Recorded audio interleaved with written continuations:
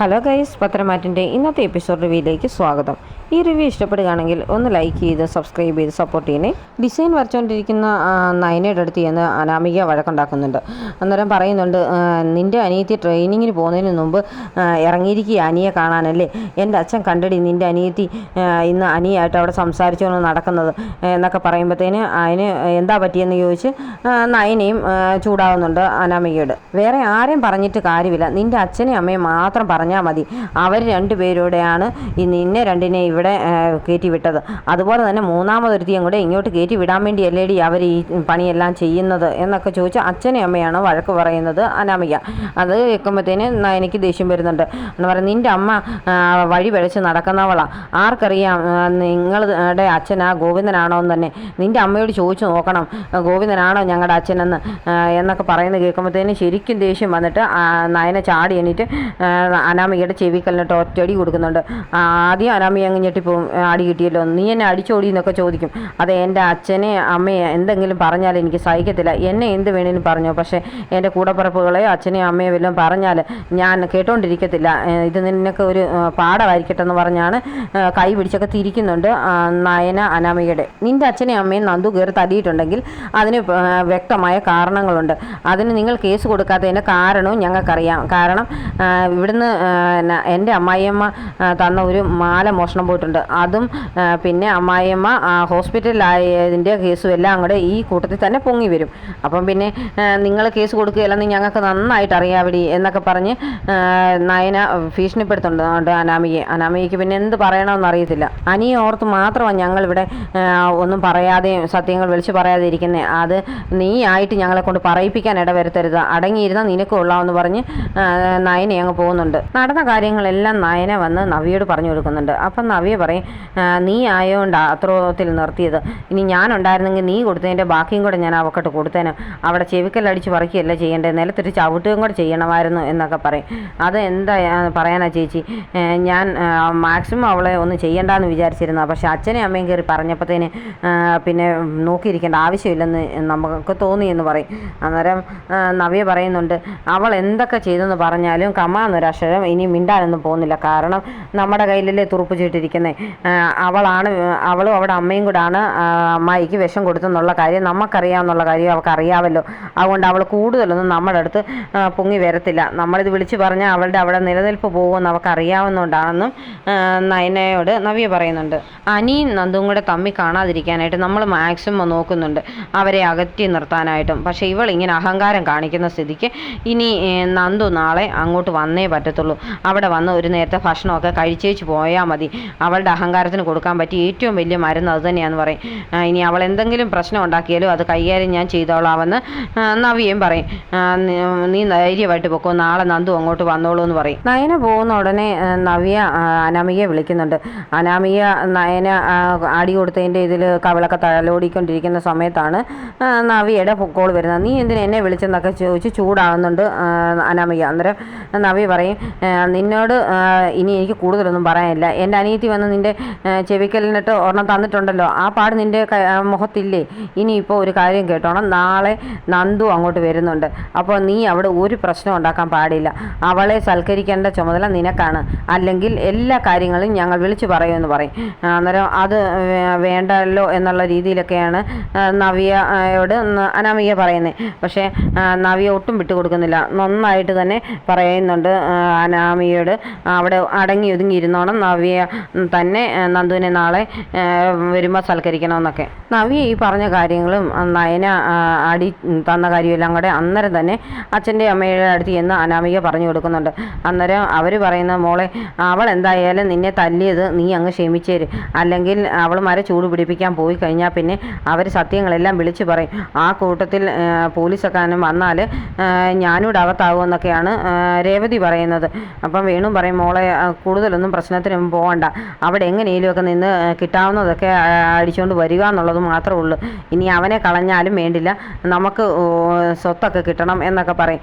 എന്നാലും എങ്ങനെയാണ് അവളെ നാളെ ഞാൻ സൽക്കരിക്കുന്നത് എന്നൊക്കെ ചോദിക്കുമ്പോഴത്തേന് രേവതി പറയുന്നുണ്ട്, മോളെ നീ ഇങ്ങനെ എന്തെങ്കിലുമൊക്കെ കാര്യം ഉണ്ടായാൽ അന്നേരം ഓടി ഇങ്ങോട്ട് വരികയല്ല ചെയ്യേണ്ടതെന്നൊക്കെ പറയും. അന്നേരം അനാമിക പറയുന്നുണ്ട്, ഞാനിവിടെ നിൽക്കാൻ വന്ന ഒന്നുമല്ല, പിന്നെ ഇതിനെക്കുറിച്ച് ഒരു അഭിപ്രായം നിങ്ങളുടേത് എന്താണെന്ന് അറിയാൻ വേണ്ടി വന്നതാണെന്ന് പറയുന്നുണ്ട്.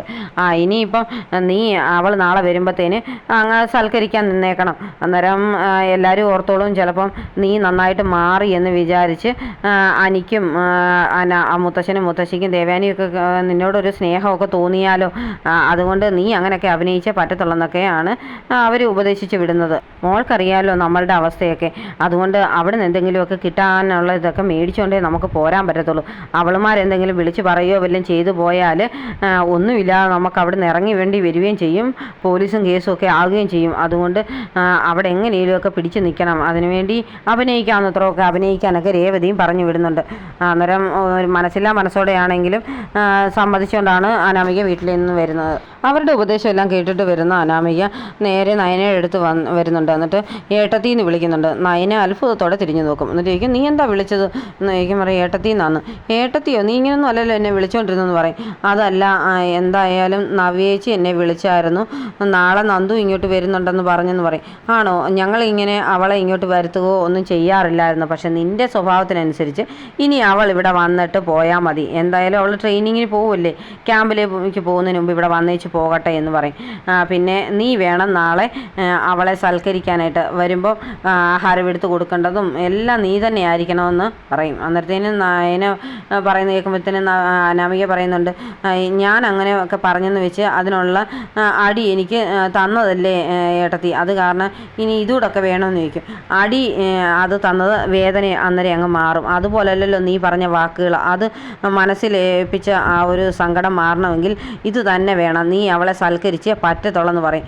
അന്നേരത്തേന് അനാമികയ്ക്ക് ഒന്നും ചെയ്യാൻ പറ്റത്തില്ല, സമ്മതിക്കുന്ന പരുവത്തിൽ തന്നെ അങ്ങ് നിൽക്കുകയാണ്. നാളെ നന്ദു വീട്ടിലേക്ക് വരുന്നുണ്ടെന്ന് അനി അറിഞ്ഞിട്ടുണ്ട്. അനി അന്നേരം നന്ദുവിനെ വിളിച്ചു ചോദിക്കുന്നുണ്ട്, നാളെ നീ വരത്തില്ലേ, ഏട്ടത്തി പറഞ്ഞായിരുന്നു നീ നാളെ ഇവിടെ കഴിക്കാൻ കാണുമെന്നൊക്കെ പറഞ്ഞെന്ന് പറയും. അന്നേരം നന്ദു മാക്സിമം പറയുന്നുണ്ട്, ഞാൻ എങ്ങനെയാണ് അനി വരുന്നത്, ഞാൻ വന്നു കഴിഞ്ഞാൽ പല പ്രശ്നങ്ങളും ഉണ്ടാകും, അനാമികയും പ്രശ്നമൊക്കെ ഉണ്ടാക്കുമല്ലോ, വീണ്ടും ഒരു പ്രശ്നം ഉണ്ടാക്കാനായിട്ട് ഞാനായിട്ട് വരുന്നില്ല എന്നൊക്കെ പറയും.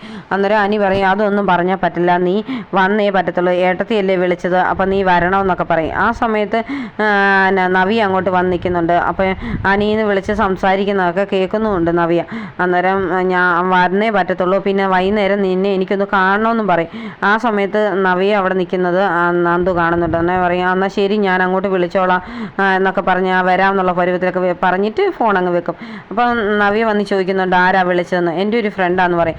അനി എന്നാണോ ഫ്രണ്ടിൻ്റെ പേരെന്ന് ചോദിക്കും. അതെ, അനിയാ വിളിച്ചത്, നാളെ വരത്തില്ലേ എന്ന് ചോദിക്കാനാന്ന് പറയും. എൻ്റെ മോളെ, നിന്നെ അങ്ങോട്ട് വിടണമെന്ന് ഞങ്ങൾക്ക് യാതൊരു ഇതുമില്ല, പിന്നെ ഞങ്ങൾ ചെയ്തൊരു മണ്ടത്തരമായിരുന്നു നിന്നെ അങ്ങോട്ട് അനിയുടെ ഭാര്യയായിട്ട് കൊണ്ടുവരണ്ടെന്നുള്ളൊരു തീരുമാനം. അത് അന്ന് ചെയ്തിരുന്നെങ്കിൽ ഈ കുഴപ്പമൊന്നും ഉണ്ടാകത്തില്ലല്ലോ. ഇനിയിപ്പോൾ അനി കല്യാണം കഴിക്കുകയും ചെയ്തു, അവനൊരു ഭാര്യയുണ്ട്, ആ സ്ഥിതിക്ക് നീ അവരുടെ ജീവിതത്തിലൊരു പ്രശ്നം ആകരുത് എന്നൊക്കെയാണ് നവ്യ പറയുന്നത്. പിന്നെ ഏതൊക്കെ ഒക്കെ ആയാലും അനാമിക ഒരു പെണ്ണല്ലേ, അവൾക്ക് എന്തായാലും സഹിക്കുമോ, അവളുടെ ഭർത്താവിനെ വേറൊരു പെണ്ണ് തട്ടിയെടുക്കാൻ നോക്കുന്നത് അവൾക്ക് സഹിക്കത്തില്ലല്ലോ, അതിൽ നിന്നുണ്ടാകുന്ന പ്രശ്നങ്ങളൊക്കെയായി ഇത്. ആദർശേട്ടനും ആദർശേട്ടൻ്റെ അമ്മയൊക്കെ ഇപ്പം നയനെ സ്നേഹിക്കാൻ തുടങ്ങി. ഇനി അഭിയും കൂടെ നന്നാകുകയാണെങ്കിൽ ഞങ്ങളുടെ ജീവിതം വലിയ പ്രശ്നങ്ങളില്ലാതൊക്കെ അങ്ങ് കടന്നു പോകും. അപ്പോൾ അതിനിടയിലായിട്ട് മോളായിട്ട് ഒരു പ്രശ്നം ഉണ്ടാക്കാൻ ഇടവരുത്തരുത് എന്നൊക്കെയാണ് നവ്യ പറയുന്നത്. അന്നേരം നന്ദു പറയുന്നുണ്ട്, ഞാനായിട്ട് അങ്ങനെ ഒരു പ്രശ്നം ഉണ്ടാക്കുന്നില്ല നവ്യേച്ചി, അനി എന്നെ ഇങ്ങോട്ട് വിളിക്കുന്നത് എന്നൊക്കെ പറയും.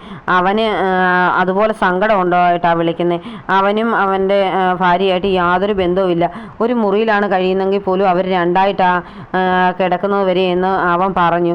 അതിലൊക്കെ അവന് ഒത്തിരി സങ്കടം ഉണ്ടെന്നൊക്കെ പറയും. അതൊക്കെ ശരിയായിരിക്കും മോളെ, പക്ഷേ ആണുങ്ങൾ അങ്ങനെയൊക്കെയല്ലേ പറയത്തുള്ളൂ, നമ്മൾ വേണ്ടേ അതിന് ഒരു സൊല്യൂഷനൊക്കെ കണ്ടെത്താനെന്നൊക്കെയാണ് നവ്യ പറയുന്നത്. അതല്ല ചേച്ചിക്കറിയാമല്ലോ, കോളേജിൽ പഠിക്കുമ്പോൾ പോലും എനിക്ക് ആൺ സുഹൃത്തുക്കളായിരുന്നു കൂടുതൽ. ആ സുഹൃത്തുക്കൾക്കിടയിൽ പോലും എനിക്ക് അവരോട് പ്രത്യേകിച്ച് ഒരു ഇഷ്ടമൊന്നും തോന്നിയിട്ടില്ല. പക്ഷേ എപ്പോഴാണ് ഞാൻ അനിയെ പരിചയപ്പെട്ടപ്പോഴോ അവനുമായിട്ട് ഇഷ്ടമായെന്ന് എനിക്കറിയത്തില്ല. അവൻ എൻ്റെ മനസ്സിൽ എങ്ങനെ കയറിയെന്ന് പോലും എനിക്കിപ്പം മനസ്സിലാകുന്നില്ല. പക്ഷേ ഇപ്പം എനിക്ക് ശരിക്കും ഫീൽ ചെയ്യുന്നുണ്ട്, അവനെപ്പോലുള്ള ഒരാളെ നഷ്ടപ്പെടുത്തേണ്ടി വന്നതിൽ എനിക്ക് സങ്കടമുണ്ടെന്നൊക്കെ പറയും. അത്രയ്ക്ക് പാവമാണ് അവൻ എന്നൊക്കെ പറഞ്ഞ് നന്ദു അങ്ങ് പോകുന്നുണ്ട്. അപ്പം നവിക്കും അങ്ങ് സങ്കടം വരും. നന്ദുവിന് ഇത്ര ഇഷ്ടം അവനോടുണ്ടല്ലോ എന്നൊക്കെ മനസ്സിലോർത്തിട്ട് അനി വിളിച്ചതനുസരിച്ച് നന്ദു അനിയെ കാണാനായിട്ട് ചെല്ലുന്നുണ്ട്. അപ്പോൾ നന്ദുവിന് ഉള്ള ഒരു ജോഡി ഡ്രസ്സൊക്കെ ആയിട്ടാണ് വരുന്നത് അനി. അന്നേരം പറയും, ഇതിനകത്ത് നിനക്കിഷ്ടമുള്ള സൈസ് ഡ്രസ്സുകളാണ് ഇതിനകത്ത് നിന്ന്, നീ അതിൽ ഏറ്റവും നല്ല ഒരെണ്ണം ഇട്ടുകൊണ്ട് വേണം നാളെ അങ്ങോട്ട് വരാൻ എന്നൊക്കെ പറയും. അപ്പം നന്ദു പറയുന്നുണ്ട്, ഇതൊക്കെ വേണമായിരുന്നു അനി, നമ്മളിങ്ങനെയൊക്കെ കാണുന്നതൊന്നും സഹിക്കത്തില്ല അനാമികയ്ക്ക്, അതുകൊണ്ട് നമ്മളിങ്ങനെ മിണ്ടണ്ട എന്നൊക്കെ ഉള്ള രീതി പറയുമ്പോഴത്തേന് അനി പറയും, ഞാനിതൊന്നും കേൾക്കാനായിട്ടല്ല വന്നത്, ഞാൻ നിനക്ക് ഈ ഗിഫ്റ്റ് തരാനായിട്ട് വന്നതാണ്, അപ്പം നീ അത് സ്വീകരിച്ചേ പറ്റത്തുള്ളൂ, പിന്നെ നാളെ നീ വരികയും വേണം, അവിടെ വന്ന് എല്ലാവരുടെയും കൂടെ ഇരുന്ന് ഫുഡൊക്കെ കഴിച്ചേച്ച് വേണം പോകാനായിട്ട് എന്നൊക്കെ പറയുന്നുണ്ട്. അന്നേരം അനിയെ നിരുത്സാഹപ്പെടുത്താനാണ് ശരിക്കും നന്ദു നോക്കുന്നത്. അന്നേരം അനി പറയും, നിന്നോട് ഞാൻ പറഞ്ഞിട്ടുള്ളതല്ലേ അനാമികയായിട്ട് എനിക്ക് യാതൊരു ബന്ധവും ഇല്ലെന്ന്, അവളെ ഇനി താമസിയാതെ എൻ്റെ ജീവിതത്തിൽ നിന്ന് ഒഴിവാക്കണമെന്ന് തന്നെയാണ് ഞാൻ വിചാരിക്കുന്നത്. അവൾക്കാണെങ്കിൽ നമ്മൾ തമ്മിലുള്ള ബന്ധം അറിയുകയും ചെയ്യാം, അവൾക്ക് എന്നോട് സ്നേഹവും ഇല്ല, പക്ഷേ ഇപ്പോൾ എനിക്കൊരു സംശയമുണ്ട് എന്ന് പറയും. അതെന്താണെന്ന് ചോദിക്കും. അവൾക്ക് ഞങ്ങളുടെ സ്വത്തിലാണോ കണ്ണെന്നൊരു സംശയം എനിക്ക് ഉണ്ട് എന്ന് പറയുമ്പോഴത്തേന് കേട്ടുകൊണ്ട് നിൽക്കുന്ന നന്ദുവിനെ കാണിച്ചുകൊണ്ടാണ് ഇന്നത്തെ എപ്പിസോഡ് അവസാനിക്കുന്നത്.